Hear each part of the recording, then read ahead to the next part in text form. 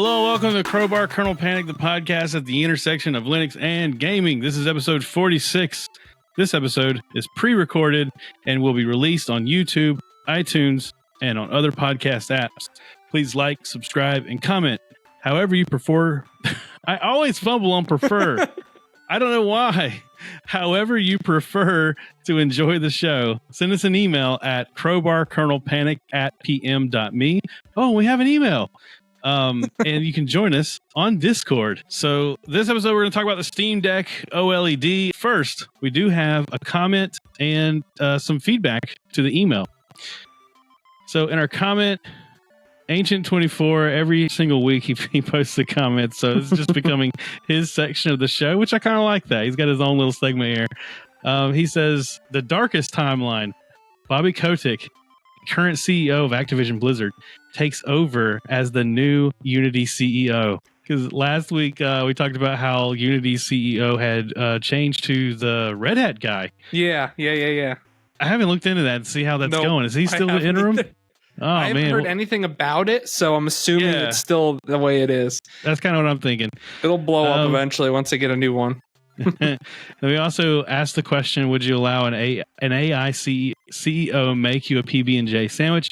He said, I don't know that I'd let an AI CEO make me a PB&J sandwich, though we do let robots do our stock trading. Also, listening to this as well on a walk and being a nuisance, typing out the comment and not paying attention to where I'm going. Okay, so he's walking while he's typing this comment. How did I end up in this guy's yard? Yeah, I think that was because also in the last episode we talked about the guy that was listening to us while he was like out on his jog or something, and then he went back home and did the comment. So Ancient says he just while it's on his mind, he just does it right then and there, which that's what you call a good listener right there. Thank you. I think I might be more of that type of listener also. I think I'm more likely to do it if I can do it on my phone right then. I can never do it because I'm only listening on the car ride. For the longest time, we couldn't figure out if our email worked. We had the email for like 2 years before anybody sent one to it. And recently we've gotten a few. So I'm glad to know it's working. And this one is a pretty long one. So he says, hey guys, love the podcast. Found you guys via recommendation on Reddit like 2 years ago and have been listening since episode 8. When you guys were talking about Fedora 34. That episode, man. It always comes back to that episode. Was that the episode? Okay. It's Reddit then. So we've always wondered why that's our most popular episode. That's probably the one that we posted on. That's right. I forgot we actually did post on Reddit. I don't know if that's the one that I posted or if maybe someone just posted about us on the Fedora subreddit. Yeah, because I can't remember, because I know we posted one, like specifically we posted on it, and then there was another one that it just kind of like got reposted. I actually think this one was probably a repost by somebody else, because the one that I posted I think was more gaming related and not specific to Fedora. So that's interesting. We've always wondered why that episode was so much more popular. Reddit's been the thing we needed to use this whole time. We're like super ecstatic if an episode gets like 200 views on YouTube. It's normally like less than 100. And then Fedora episode for some reason had like 3,000 views. We were like, what the heck? All right, so that's what it is. The Fedora subreddit maybe is what we got to figure out. Recently in one of your episodes, you asked the audience to write in about why they game on Linux. The answer for me is simple. The only alternative operating system is Windows. And I never quite feel like I actually own my computer when I run Windows. Instead, it feels like I'm renting it from Cortana. Generally, I run Linux for the same reason you guys probably do. I want control over my computer, and I feel like I can trust Linux to not spy on me. By contrast, Windows has been regressing since Windows 7. I would agree. Oh, yeah, definitely. In terms of hostility towards its users, in my opinion, the operating system really fights you if you want to set up a local user account. And oh my gosh, yes, you're so right. Yeah, I've given that up. I basically made a Microsoft account. The easiest way to get around that is already having another Windows PC that you use Rufus to make a USB that it'll make an account for you and all that stuff, so you don't have to actually go through all that. You still have to have a Microsoft account. It's just you're saying the way you don't have to. It makes a local account for you if you use Rufus to make the USB. It gives a bunch of options you can go through. But I always use that because I can't stand making the Microsoft account. Even though I have a Microsoft account, I don't like signing into it. Yeah, that's what I was going to say. I have one because when I worked at Geek Squad, all of the Microsoft training stuff, you had to use a Microsoft account, and you got like points that you could use for like games on their app store and stuff like that for doing their learnings. And so I made a Microsoft account to do that, and I hadn't ever used it like in years and years and years. And then recently, when I installed Windows 10, I was doing the local account thing, but it's like every 15 days or 30 days or something, it pops up and it's like, are you sure you want to use a local account? Like, come on, buddy. And finally I just gave in and said, I'll just log into that account that I haven't touched in years. Yeah, I know what you're talking about because I think that's on home version. Like, I think if you have Pro, it doesn't do that. But if you have home, it does. Oh, okay. Downloading the wrong Windows. I mean, I'm legitimately purchasing the wrong Windows. Yeah. Oh yeah, it's he says the same thing I just said. It will even harass you with full screen ads periodically until you give in. I hate it. So Linux, it is. My weapon of choice is Linux Mint. Oh man, you didn't hear about us from the Linux Mint podcast? You heard about us on the Fedora forum? What is going on here? Because it just works and puts the user first. Thus, I donate to the project regularly and recommend it to anyone who is Linux curious. Yeah, that's very cool. Very cool. In other news, I want to ask you guys if you had experience with triple monitor gaming on Linux. For context, I am a big fan of driving games, and I just purchased a dedicated desktop to build a setup in my basement. My goal is to have a dedicated space with a steering wheel, 3x24 monitors, which only get used for games like American Truck Simulator and Automobilista. So I don't know. I know the Truck Simulator game, but I don't know Automobilista. Yeah, I have no idea what that one is. The automobile, whatever. Dude, I've seen those like driving rig things, and that stuff's really cool. I'm not into racing games. You know what's crazy though? I am into cars, so I think the right racing game I would be interested in. If I had a full on setup, I would absolutely love it because they make freaking steering wheels that give resistance, like when you're turning and all that crap. And they have like full on seats that actually move and stuff.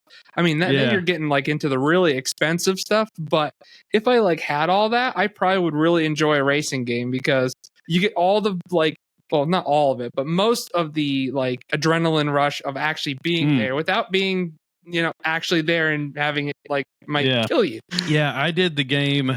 I bought a game one time when it was on sale on Steam that was and I remember sending it to you. I can't think of the name, but it was like a garage and you built cars, but it wasn't a racing game. I was gonna say it wasn't Farming Simulator now, was it? No, this was like it was so funny too because it was like some of the bolts would get stuck and we'd have to spray it with like WD-40. Yes, I remember this now. Yeah, or brake tight or whatever. Otherwise you'd break the bolt in like the block or something. Yeah, I remember you sending that to me. I played it for like 2 hours and never played it again. Oh man. I wanted to see if they had at the time I had a 280ZX. And I wanted to see if I could find the 280ZX in the game, but I never played it long enough to get any money to actually buy the car I wanted to build. So, however, I cannot, for the life of me, get NVIDIA Surround to work on Linux. I installed Linux Mint and used the NVIDIA driver to try and create a new X screen with a resolution of 5760 by 1080. Yeah, because so it's wide. Yeah. By enabling Xinerama. So, in my opinion, anything more than 2 monitors and widescreen monitors always seem to be an issue on Linux. Yeah, probably, yeah. Like if you have 2 monitors, you're golden. I don't know why that third monitor just gives problems a lot of times. Maybe not anymore because it's been a long time since I've actually hooked in 3. I have 3 monitors. I just don't have the one hooked in yet. Yeah, I mean, I don't know why it always was such a problem. What I would say to Andrew is this type of setup is probably already like a tinkerer or like a a real hands-on type person does this even on Windows. And doing it on Linux is just going to be that much more so. So just and then you put NVIDIA in the mix. Oh man. Yeah, just be prepared to. At least he's using Linux Mint, which has a stable kernel. It's got the best case. It's the best chance of success. That is definitely the best chance of success there. Yeah. So, but anybody listening, if you've done this before or you have any advice on this type of setup, then listen closely to Andrew's problem. Let's see if we can help him out in the comments. The driver kept complaining that it couldn't save the xorg.conf, even if I ran it as root. Now that could be. He said he ran it as root though, but I know that also was a common problem on Linux Mint, that you had to run it as root or it could not save. The file. I wonder if it wasn't able to save because it was like open or something like that. You know how sometimes you can't save it because it's open somewhere else. It's being used by another application. Maybe I would save it to a different location. Maybe try that, or put a live disk in and edit it that way. Or if you save it as a different file name. Yeah, that could work possibly. And then go change. That's like some. Yeah, you see them do the old. They call it the old swapperoo. Yep. Change the name, delete that one, put that one in its place. So when I rebooted the screen, the lock screen locked correct as if it was one gigantic monitor. Okay. As soon as I logged in, the desktop would hang at a black screen and only the cursor would appear. I spent about 90 minutes troubleshooting various XOR configs that ChatGPT helps me write, and the result was always the same. I haven't tried that yet in ChatGPT. Yeah, I think you try the trick where you save the file as a different name and then like either boot to a live disk or boot into where your target is not graphical. I forget what they call that. Like a TTY session. Yeah, and then from there change the config file name so that it matches what your system is expecting, and save the other one as like .back or something, and then reboot your computer. Yeah, make sure you have a backup. Target.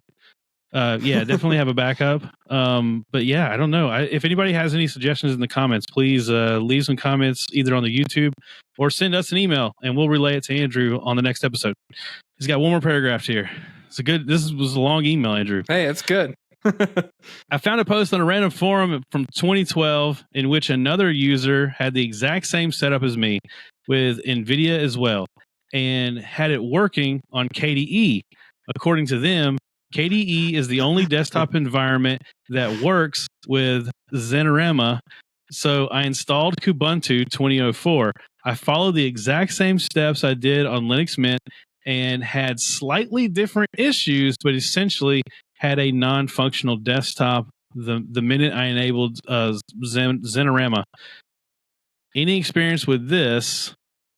From my searching, I found all kinds of helpful advice from over 10 years ago about a setup like this, but maybe triple monitor gaming just isn't a thing on Linux.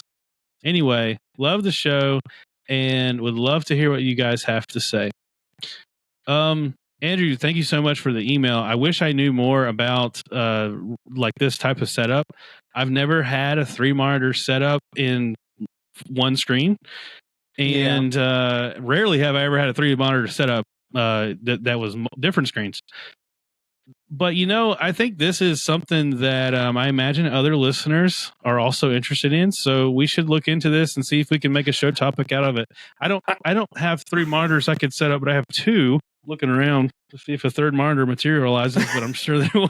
Drop lifts it into your house. Yeah, I would have had it, but I gave one away, so I don't have a 3rd monitor. So I do have 3 24-inch monitors that I could try this with, but the only problem is, well, there's 2 problems. One, I have an Intel graphics card. I was going to say, I highly doubt it'll work on our K770. Yeah, crap, now I can't remember the second one, but there was 2 points I had. Wayland, I'm using Wayland, not X. So yeah, I mean, I could definitely try X, but Well, you could try X, but also these days, I don't know, man. That's almost Wayland a non. I was gonna say Wayland might be the answer for him, even though he's on Mint. He said Xorg. Yeah, I wonder if you try. Yeah. So okay, I'm gonna give some advice here, and I know it's gonna sound like I'm shilling for Fedora here, but like Fedora has like so. I would recommend install 38, install Fedora 38, and set everything up with 38 because you'll definitely be able to use the NVIDIA drivers for that because the new, maybe, I don't know, if 39, I don't know. But I know that it's been around long enough, 38, that the NVIDIA drivers should work. Try it on Wayland. Try it on GNOME and on KDE, or maybe you don't like GNOME at all and just use KDE. Whatever, it doesn't matter. But try it just to see if that fixes the issue, because I would be very interested to see if Wayland just like totally no issues, because there's been so many things that since it's been maturing a little more, issues I had on X just are gone now. Yeah, I used to. We talked about it on the show so many times. I it was like it didn't work until all of a sudden it did. You know what I mean? Yeah. Like it just happened. Like it got to this point in time and everything just started working. I think like OBS got really into like they not OBS, but everyone tried to get OBS working with it, and I think that spurred on a lot of like development for the Proton, the Valve development. Because they're using Wayland on the Steam Decks. So that's another thing. Yep. And if OBS works and Proton works, that's like 90% of my desktop use. Once those two things start working, I don't think I need anything else. So speaking of the Steam Deck, again, seriously, we really appreciate your email. And we would love it if people wrote in and asked us questions like that. I'm sure that just like in this case, we probably won't know the answer. But as more and more people listen to the show and give us more feedback, then the group mind. Yeah. Maybe we can find the answers. Open source, baby. That's right. So speaking of the Steam Deck OLED, baby. We need like rays of light coming down and like like angels flying. Yeah. Dude, this came out of nowhere. I know. No one was. We're behind now. It's been out for like 3 weeks to a month now. But came out of nowhere. No one knew anything about the Steam Deck OLED. And for a while there, everyone thought there wasn't going to be another release for a long time because one of the people said that, oh, we're not going to have another. Well, they didn't say that exactly, but they said something that sounded like they weren't going to have another release. And then after this dropped, they were like, oh, no, that's not what I said. And then they clarified it, and it was like, oh. Yeah. So basically, everyone should have known this was going to happen, but everyone missed it totally because this guy said one word that just didn't make sense. So essentially, they're saying this is not a Steam Deck 2. This is not a new Steam Deck. This is just like a point release. It's like like a point release. That's a good way to describe it. It's like a 1.1. It's a refresh on the existing Steam Deck, which if this is a refresh, like they basically here's kind of the way I would sum it up is they did like a 1 to 5% tweak on every piece. Yeah, basically. Which in turn made like a 50% increase. You know what I mean? Like yeah. It's crazy. They did a lot with this. Like a lot of little things, as you said. Other than the screen. The screen I would say is the biggest thing. Yeah. Screen is probably like 25% of the whole thing, and then everything else is kind of scattered around. But it's so perfectly balanced though. Yeah. Like if the Steam Deck was an RPG character, first they rolled their stats and that's what it was. This is like they min-maxed, they got to level up and they got to min-max some stats. Yeah. This is a much stronger character than it was before. So in this episode, we're going to dedicate a significant chunk of the show to answering some questions, and I kind of wrote them out in the show notes here. But our first question is, what are the specs of the new Steam Deck? So I can scroll down to that section of their page here, and we can kind of talk about the improvements one by one. It's on here somewhere. Man, this is a long thing. All right, here we go. So they still have the LCD. Yeah, so, they have both the versions. and that's the model I have. I bought the lowest end LCD, so technically my model didn't change. And then the midway up. Which, how would you feel about that if you had bought, the $500 model, and then they had this launch 2 years later with all these improvements? Does that feel bad, or are you just excited that it got a little better? How do you think people feel about that? I don't know. I think I would be kind of a little like ticked off a little bit, just a little bit. But at the same time, with my rational mind, since I didn't buy one and all this stuff, I'm like, well, it was kind of like a prototype. Not really, but they kind of were like feeling around if they could even make this work and all this stuff. And now they were like, okay, this is really going to work. So we're going to put even more effort into this thing. I'll go ahead and get mine out. I don't know why, but I feel like it improves things if I have one to look at. There's your third monitor. No. I'll just run 2 more off of this. It did materialize. I could try that. Run 2 more monitors off of this. So yeah, I'll answer how because I'm gonna answer at the end of all this whether I'm gonna buy one or not, the OLED model. But I will say that when I bought the original one, I bought it for the podcast, and I knew that I was an early adopter. And so it doesn't it doesn't really affect me all that much. I think you almost had to go with that mindset with the first version because it was just too new, a company who's had a horrible hardware track record, so it was like, I don't know. Yeah. Oh yeah. That's true too. That's interesting to think about. So the Steam Deck has changed everyone's opinion on how Valve handles hardware releases. Yeah. Because it was that they were the company that everybody liked, but that had a history of like releasing these it was a Google hard hardware. They would release hardware that like didn't get adopted enough for them to support it, and they would eventually just like kill it. And then they have the really good VR, but I think it was so far ahead of its far ahead of its time. If it came out today, it would be adopted more than it was at the time it came out. I still think it's too early for VR, like to be like mainstream. Oh, and if it came out today, it couldn't be wired. Their next VR headset has to be wireless to compete with. That'll be the next thing they release, I think. But I think so too. Yeah, I think it'll be the next thing. I think it'll basically be a Steam Deck strapped to your head. It's gonna look like this. Oh, how cool would that be if the Steam Deck had slotted into it? Like, if the Steam Deck had everything it needed, like the sensors to know how you were tilted and stuff, and it just like slotted into this thing you buy to put it on your face. We have ideas. So anyway, 512 gigabytes. That's the NVMe drive, so it's the same type of drive on the base model, but it's bigger. That's nothing new. The 1280 by 800 HDR OLED display. So that's the big change. OLED screen. It has and supposedly it's a massive change. Like it's hugely better. A dramatic difference. Yeah. It's I've seen a lot of videos of them side by side, and it's clearer. It is more vivid. Because it's OLED, the blacks are like black. They're like, the abyss. And it's slightly larger. So it's 7-inch on the original. It's 7.4 on the OLED.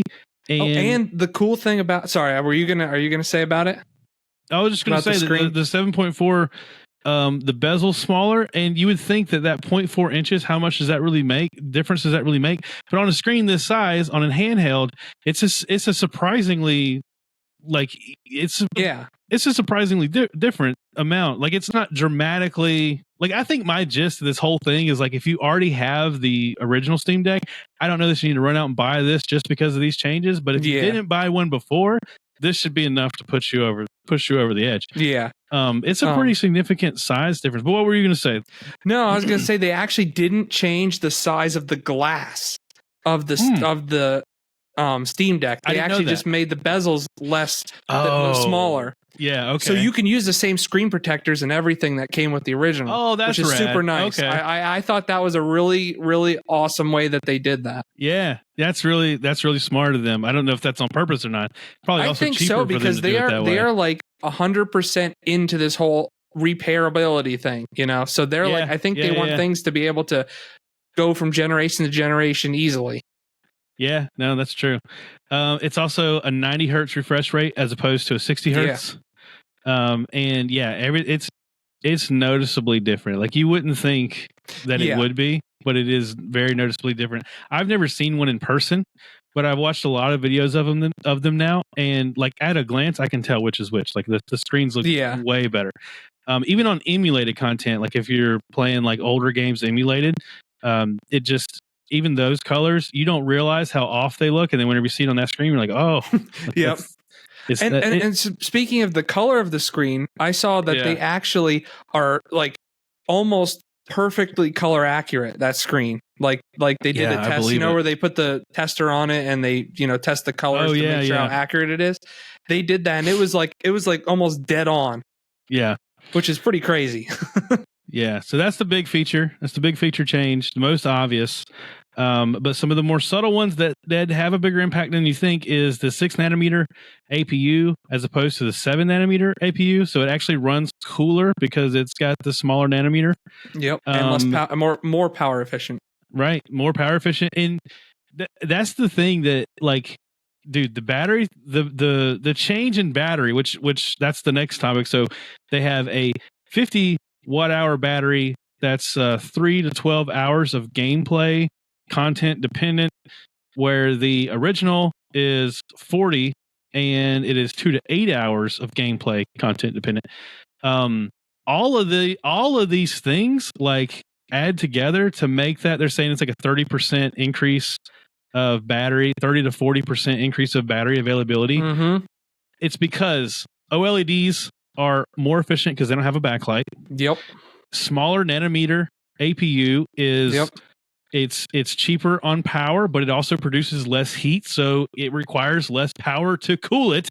Yep.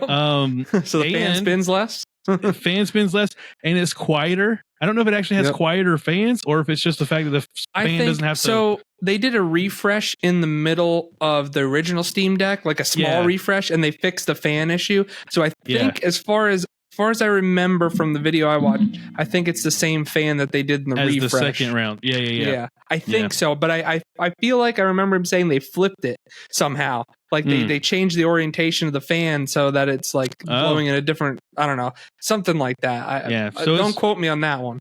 So it's quieter, if whether it's the same fan or not, it's quieter because it's taking less power. Right. And it's drawing less heat. And then they have a 45 watt power supply, same power supply. Because of the carrying case, it comes with a Steam. It's a longer cable though, 2.5 meter. Yeah, I noticed that. Why do they increase the cable length? Probably because people complained about that. They probably needed a little bit longer so that they can play it from a seat more easily while it's charging. Yeah, that's what I would say. And the resolution is the same, which I think is important for some of the stuff that we'll go into later. But so the next question: how does it compare to the original? Which I guess we kind of did go through and make all of those comparisons. But the big thing is power consumption and how pretty the screen is and how quiet the fan is. That's kind of the three key features that differentiate the $400 one to the $549 one, or if you're looking at it from the older version versus the newer version, that's the kind of the three key things. It also has a red button now, or orange button. I think I don't know if that's going to be on all of them or if that's just the like Valve special one, because they have like a special edition.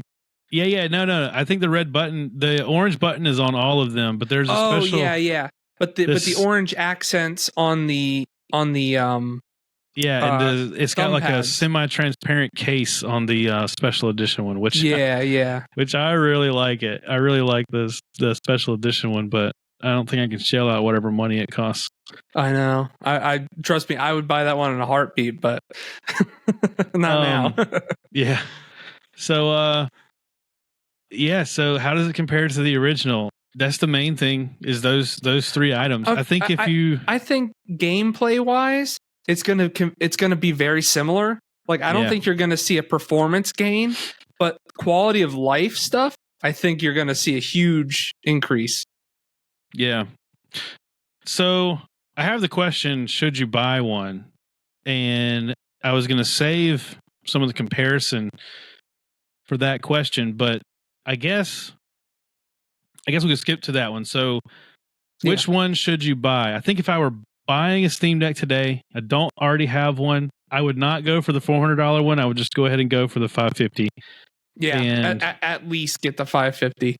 I mean, and then switch out. You can always switch out the NVMe in it if you need to, because they're always going to upsell you on the storage, like compared to just buying one yourself and putting it in.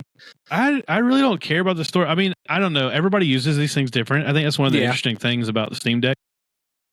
There's so many different applications for it. There's people out there like myself that the games I play on my Steam Deck are the games that I wouldn't play on my PC.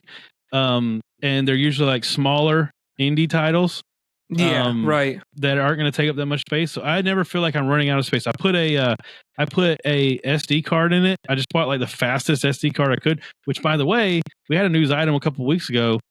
The SD cards are there's new SD card technology. They're about to be getting even faster. So, it's not even an issue now, but it's really not going to be an issue in the future. So I don't mind just using SD cards, but also with the 512, there would be enough space there that for the types of games I play. Plus, I don't have a bunch of games on my Steam Deck. Whatever I'm playing at the time, and then I uninstall it. It's the same on my desktop. I don't keep all my Steam games installed because we change out our OS so much that I just install like the one or two games I'm playing at the moment, and then I'll delete them when I'm done with them. I don't keep a lot of stuff on any of my devices.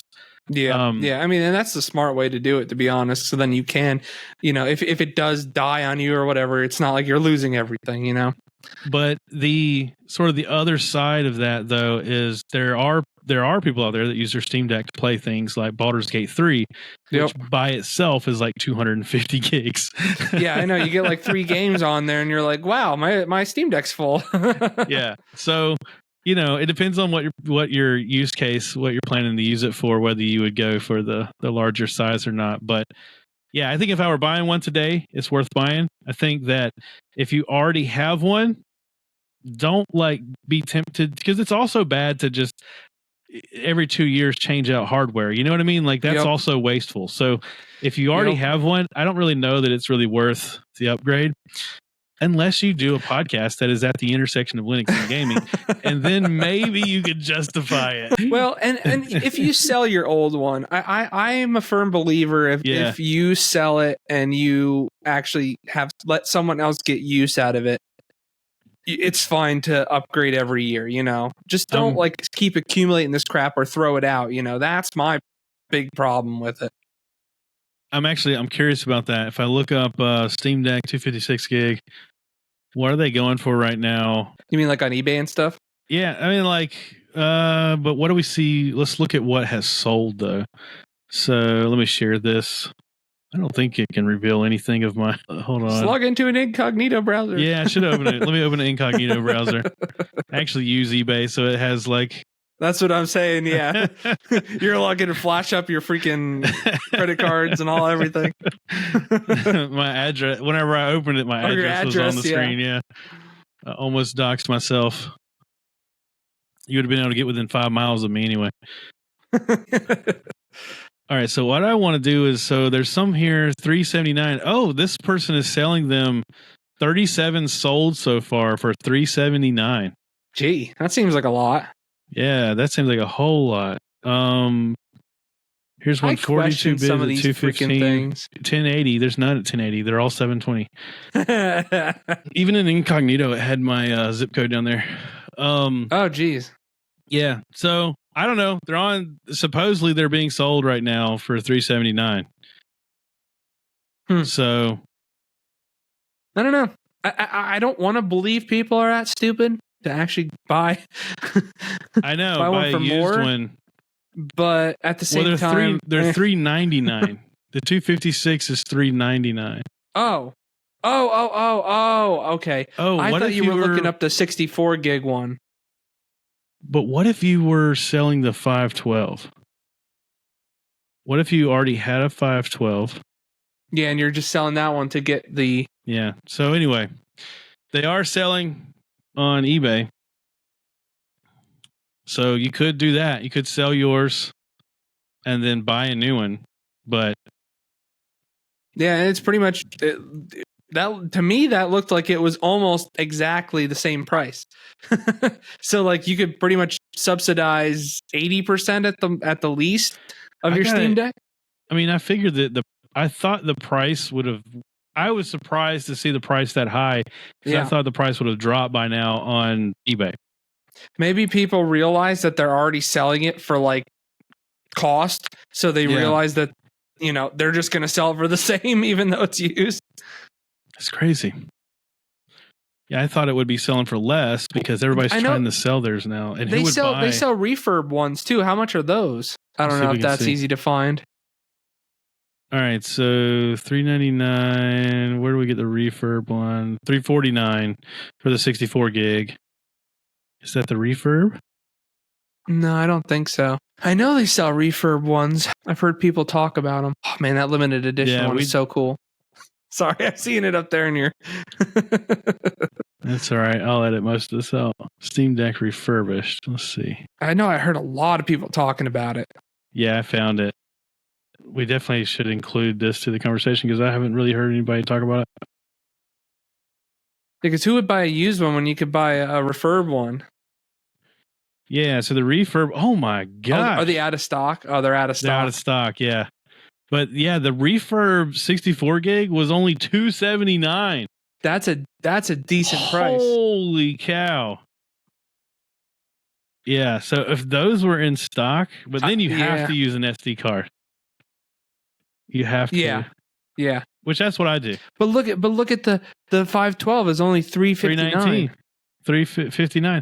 Yeah, I don't know. This makes a tough decision. Do you get a refurb 512 LCD screen or $600? Yeah. $550 or whatever. $5 something, yeah. For the OLED screen. I don't know, man. I think this. Well, this one, it looks like you might have to wait around a little bit because it's out of stock. So I bet you it only comes around when they get what do they call that? RMA. That's why we're not seeing them on eBay too. It's because people are sending them in. They're not selling them. Well, they probably have to be broken though. You can't just RMA it because you want to. Yeah, exactly. So maybe you break your Steam Deck. Oh, I'm just kidding. Oh man, just kidding. I'm sure it'll get replaced. I wouldn't do that to Valve. Valve is one of the only corporations that I wouldn't do that to. Anyway, so should you buy one? I don't know, man. I think that it's if you got the money to spend, I think you can't go wrong. I think it's decent for the value. Yeah, I think so too. I think so too. All jokes aside, I am considering getting one because, so last year my dad got my youngest sister a Switch, and the OLED one. I don't even know. Knowing my dad, no, probably not. he got the cheapest one. I'm sure. And I think that he really should have gotten her a Steam Deck because it was like right after I got done playing Stray. And yeah. She's like a total cat lady, and like I was like, she's 16 now, and I was like, oh man, have you played Stray yet? And she's like, no, I haven't played it yet. And then dad told me, he's like, this was like at Thanksgiving, so she hadn't gotten it yet for Christmas. He's like, hey, I just got her a Switch. So, and I'm thinking, yeah, but Stray's not on the Switch. Yeah.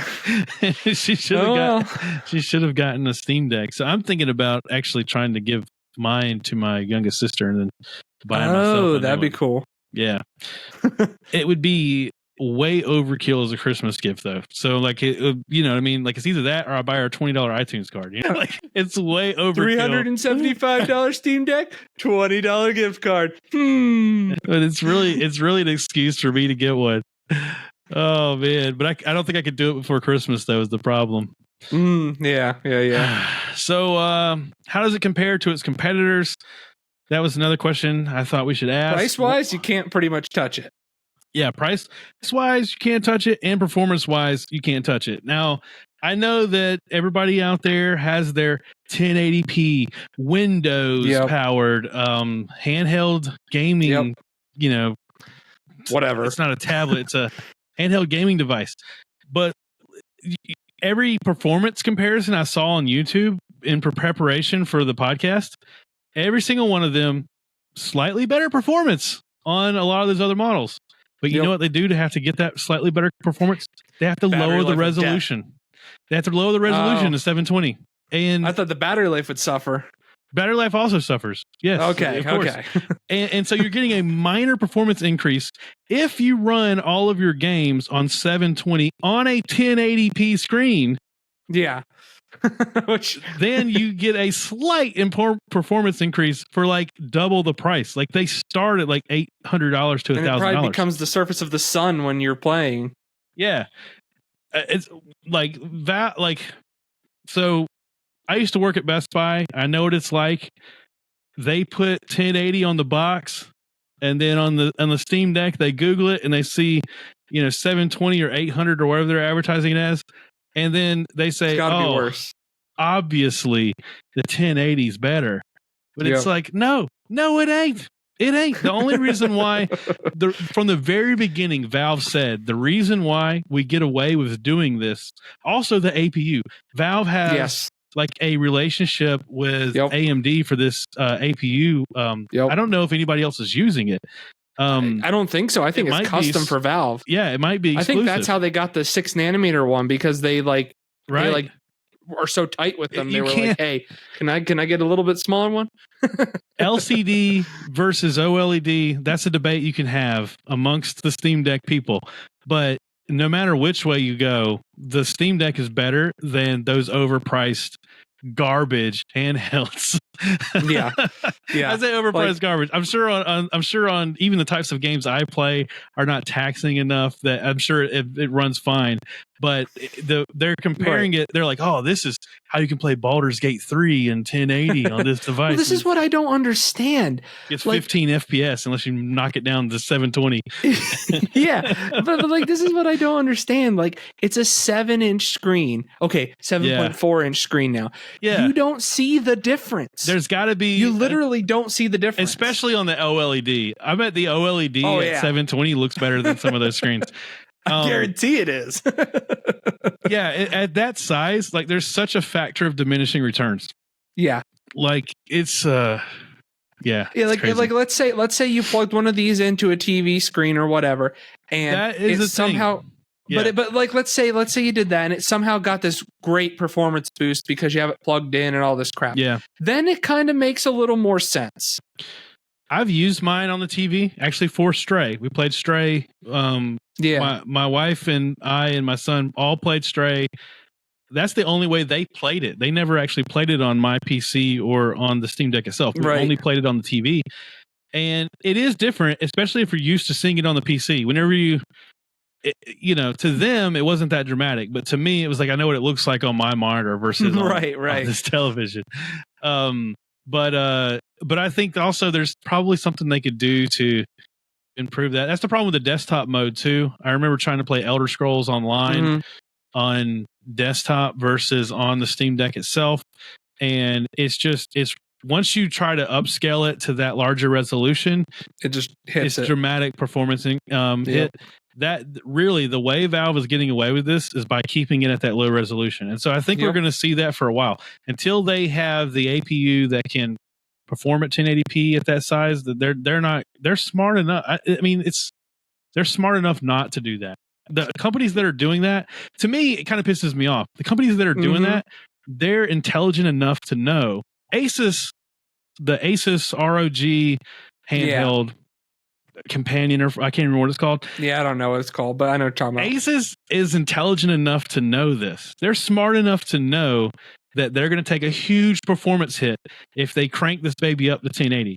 But they also are smart enough to know that if 1080 is on that box, every granny buying this thing for their spoiled grandkid is going to think it's better than the box that says 720.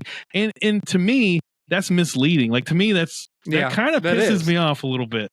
Yeah, I now that you say that, because I didn't think about that, but that kind of makes me mad. I'm like, that's so underhanded. Maybe I'm being too cynical. No, you're not. You're definitely right on the mark. You're right on the mark with that, because now that you said it, I'm like, yep, that makes total sense. Who cares what the actual performance is, as long as it's at the same on par with it, or a little better. It don't matter. That's all that matters. It's not so. In the studies I've seen, if you have it at 1080, it's worse than either Steam Deck at 720. Yeah, like I don't see how it could be better. I don't see how it could be better unless you had like 2 hours of battery life and had a dedicated GPU in there, and it was on the surface of the sun when you're using it. You know, and who wants to play a 1080p slideshow? You know what I mean? Like, it's completely useless. Yeah. So for all practicality, the Steam Deck's way better. Now, those things, that being said, they do get slightly better performance if you're at 720. So, you know, if you know that going in and you want to spend that extra money to get it, double. But the marketing side of it is what annoys me. Yeah. So let's see. We've answered all the questions, but one, what does this mean for the future of the Steam Deck? So I think we hit the future. We know what the future of the Steam Deck is. Yeah, it's the future is now. It's VR Steam Deck glasses. Oh yeah. No, I get you. No, I was thinking Steam Deck specifically. I think this is the last one we're going to see in a little while, just because, I think this is what they wanted to put out originally. But they just weren't. Yeah, they weren't they weren't there because they weren't sure about it. You know, they weren't sure, so they didn't put all the research and development into it that they could have. What it's similar to is whenever the iPad comes out with a new iPad every year, right? Yeah.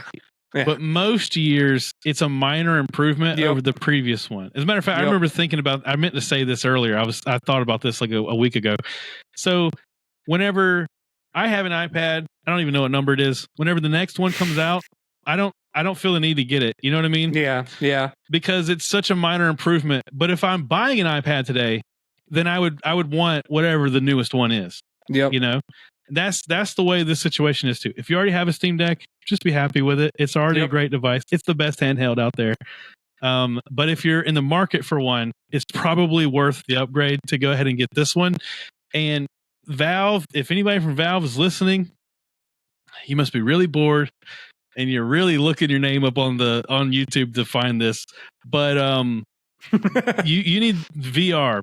The next thing needs to be VR. Within the next 4 years, I think a new VR headset needs to come out. Yeah, and then, I agree. And then after that, a new Steam Deck. But I think there should be like a 4-year gap. Like, I don't want to see another Steam Deck in 2 years. That would get kind of old if every 2 years they just come out with a new one. Yeah, unless it like double performance every 2 years or something like that. I think that's worse, because then it's like you have to buy the next one. You know what I mean? I see what you mean. You're really pressured to buy the new one. Yeah. I think they should. They should space them out. You know, they should. All right, space Val, them out. just leave it at this. This is good. Quit while you're ahead. Forget about it. But really, though, man, I did that whole VR experiment, and VR is really cool. I would love to, but it just is not. I don't care what anybody says. It's not supported well on Linux. I know there's people out there that do it. Yeah. I've seen YouTube videos. Yeah. I tried every which way under the sun, and I could not get my headset to work. I think the only one that really does work well is the Valve one, but it's like $1,000, and it requires you to be tethered to your desk. It's it was way ahead of it was when it came out. It was the only thing like it, and it's just at this point now though they have all the wireless ones, and it's just they need a new one. That's the next thing that needs to come out. All right. All right. Well, I guess this will be the end of the episode, and it was a lot of fun. And thanks for listening. And this time of year it's really difficult, but hopefully we'll see you next week. Yeah, hopefully. See ya.